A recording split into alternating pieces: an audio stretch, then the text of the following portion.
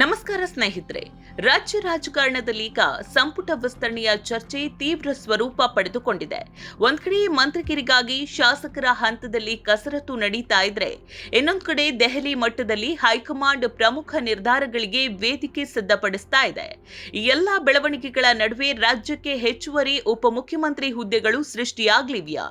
ಲಿಂಗಾಯತ ಮತ್ತು ದಲಿತ ಸಮುದಾಯಗಳನ್ನ ಪರಿಗಣಿಸಿ ಎಂಬಿ ಪಾಟೀಲ್ ಹಾಗೂ ಸತೀಶ್ ಜಾರಕಿಹೊಳಿ ಅವರಿಗೆ ಅವಕಾಶ ಸಿಗ್ಲಿದ್ಯಾ? ಇನ್ನೊಂದ್ ಕಡೆ ಪ್ರಮುಖ ನಾಯಕರಲ್ಲಿ ಒಬ್ಬರಾದ ಜಮೀರ್ ಅಹ್ಮದ್ ಖಾನ್ ಅವರ ಸಚಿವ ಸ್ಥಾನದ ಕುರಿತಾಗಿಯೂ ರಾಜಕೀಯ ವಲಯದಲ್ಲಿ ಭಿನ್ನ ಚರ್ಚೆಗಳು ಆರಂಭವಾಗಿದೆ. ದಾವಣಗೆರೆ ಉಪಚುನಾವಣೆಯ ಸಂದರ್ಭದ ಬೆಳವಣಿಗೆಗಳು ಮತ್ತು ವೈರಲ್ ಆಡಿಯೋದ ವಿಚಾರ ಹೈಕಮಾಂಡ್ ಮಟ್ಟದಲ್ಲಿ ಯಾವ ರೀತಿಯ ಪ್ರಭಾವ ಬೀರಿದೆ? ಈ ಕುರಿತ ಸಂಪೂರ್ಣ ವಿಶ್ಲೇಷಣೆಯನ್ನ ಈ ವಿಡಿಯೋದಲ್ಲಿ ನೋಡೋಣ. ಆದ್ರೆ ಅದಕ್ಕೂ ಮೊದಲು ನೀವಿನ್ನು ನಮ್ಮ ಚಾನೆಲ್ನ ಸಬ್ಸ್ಕ್ರೈಬ್ ಮಾಡಿಲ್ಲ ಅಂದ್ರೆ ಈಗಲೇ ಸಬ್ಸ್ಕ್ರೈಬ್ ಮಾಡಿ. ಮೊದಲಿಗೆ ಹೆಚ್ಚುವರಿ ಉಪಮುಖ್ಯಮಂತ್ರಿ ಹುದ್ದೆಗಳ ಚರ್ಚೆಯನ್ನ ಗಮನಿಸೋದಾದ್ರೆ, ರಾಜ್ಯದಲ್ಲಿ ಆಡಳಿತಾರೂಢ ಸರ್ಕಾರ ಅಸ್ತಿತ್ವಕ್ಕೆ ಬಂದಾಗಿನಿಂದಲೂ ಸಮುದಾಯವಾದಿ ಪ್ರಾತಿನಿಧ್ಯದ ಆಧಾರದ ಮೇಲೆ ಹೆಚ್ಚುವರಿ ಡಿಸಿಎಂ ಸ್ಥಾನಗಳ ಬೇಡಿಕೆ ಕೇಳಿ ಬರ್ತಲೇ ಇದೆ. ಪ್ರಸ್ತುತ ಡಾಕ್ಟರ್ ಜಿ ಪರಮೇಶ್ವರ್ ಅವರು ಉಪಮುಖ್ಯಮಂತ್ರಿಯಾಗಿ ಕಾರ್ಯನಿರ್ವಹಿಸುತ್ತಿದ್ದಾರೆ. ಆದರೆ ಪ್ರಮುಖ ಸಮುದಾಯಗಳನ್ನ ಸಮತೋಲನದಲ್ಲಿಡಲು ಹೈಕಮಾಂಡ್ ಮಟ್ಟದಲ್ಲಿ ಮತ್ತೆರಡು ಡಿಸಿಎಂ ಹುದ್ದೆಯ ಕುರಿತು ಪರಿಶೀಲನೆ ನಡೀತಾ ಇದೆ. ಈ ರೇಸ್ನಲ್ಲಿ ಎಂಬಿ ಪಾಟೀಲ್ ಹಾಗೂ ಸತೀಶ್ ಜಾರಕಿಹೊಳಿ ಅವರ ಹೆಸರು ಮುಂಚೂಣಿಯಲ್ಲಿದೆ. ಇದೇ ವೇಳೆ ಮುಸ್ಲಿಂ ಸಮುದಾಯಕ್ಕೂ ಸೂಕ್ತ ಪ್ರಾತಿನಿಧ್ಯ ನೀಡಬೇಕು ಎಂಬ ಕೂಗು ಆ ಸಮುದಾಯದ ಮುಖಂಡರಿಂದ ವ್ಯಕ್ತವಾಗ್ತಿದೆ. ಮತ್ತೊಂದೆಡೆ ಜಮೀರ್ ಅಹ್ಮದ್ ಖಾನ್ ಅವರ ಹೆಸರಿನ ಸುತ್ತ ಈಗ ಹೊಸ ರಾಜಕೀಯ ಸಮೀಕರಣಗಳು ಸೃಷ್ಟಿಯಾಗಿದೆ.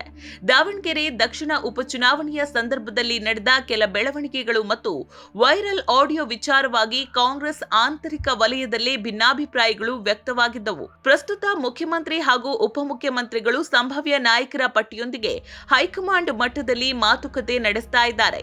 ಬೆಂಗಳೂರು ಭಾಗಕ್ಕೆ ಸಂಬಂಧಿಸಿದಂತೆ ಜಮೀರ್ ಅಹ್ಮದ್ ಖಾನ್ ಮತ್ತು ರಿಜ್ವಾನ್ ಅರ್ಷದ್ ನಡುವೆ ತೀವ್ರ ಸ್ಪರ್ಧೆ ಏರ್ಪಟ್ಟಿದ್ದು, ಅಂತಿಮ ಪಟ್ಟಿಯಲ್ಲಿ ಯಾರಿಗೆ ಅವಕಾಶ ಸಿಗಲಿದೆ ಅನ್ನುವಂತಹ ಕುತೂಹಲ ಇದೆ. ಈ ಎಲ್ಲ ರಾಜಕೀಯ ಚರ್ಚೆಗಳ ನಡುವೆ ಜಮೀರ್ ಅಹ್ಮದ್ ಖಾನ್ ಅವರು ತಮ್ಮ ನಿಲುವನ್ನ ಸ್ಪಷ್ಟಪಡಿಸಿದ್ದು, ವೈರಲ್ ಆದ ಆಡಿಯೋದಲ್ಲಿರುವುದು ತಮ್ಮ ಧ್ವನಿಯಲ್ಲ ಅಂದಿದ್ದಾರೆ. ಅಲ್ಲದೆ ಪಕ್ಷ ತೊರೆಯುವ ವದಂತಿಯನ್ನು ಸಂಪೂರ್ಣವಾಗಿ ತಳ್ಳಿಹಾಕಿದ್ದಾರೆ. ಸಂಪುಟ ವಿಸ್ತರಣೆಯ ಅಂತಿಮ ಚಿತ್ರಣ ಸ್ಪಷ್ಟವಾಗಲು ಇನ್ನು ಕೆಲವೇ ದಿನಗಳು ಬಾಕಿ ಇದೆ. ಹೈಕಮಾಂಡ್ ಕೈಗೊಳ್ಳುವ ತೀರ್ಮಾನಗಳು ರಾಜ್ಯ ರಾಜಕಾರಣದಲ್ಲಿ ಯಾವ ರೀತಿಯ ಬದಲಾವಣೆ ತರಲಿದೆ ಅನ್ನೋದನ್ನ ಕಾದು ನೋಡಬೇಕಿದೆ. ರಾಜ್ಯ ಸರ್ಕಾರದ ಈ ಸಂಪುಟ ವಿಸ್ತರಣೆ ಮತ್ತು ಸಾಮುದಾಯಿಕ ಪ್ರಾತಿನಿಧ್ಯದ ಕುರಿತು ನಿಮ್ಮ ಅಭಿಪ್ರಾಯ ಏನು? ಕಮೆಂಟ್ ಮಾಡಿ ತಿಳಿಸಿ. ನಿಖರ ಮತ್ತು ವಸ್ತುನಿಷ್ಠ ರಾಜಕೀಯ ಅಪ್ಡೇಟ್ಗಾಗಿ ನಮ್ಮ ಚಾನೆಲ್ ಅನ್ನು ಸಬ್ಸ್ಕ್ರೈಬ್ ಮಾಡಿ ಹಾಗೂ ಶೇರ್ ಮಾಡಿ. ಧನ್ಯವಾದ.